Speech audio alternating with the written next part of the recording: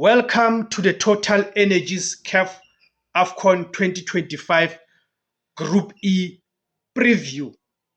We are previewing the groups for the AFCON 2025.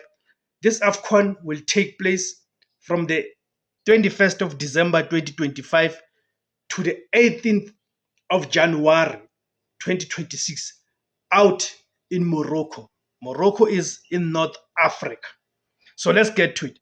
Group E features one of the tournament's heavyweights and recent champions Algeria against a consistent knockout performer, which is Burkina Faso, and a highly capable defensively tough dark horse, which is Equatorial Guinea.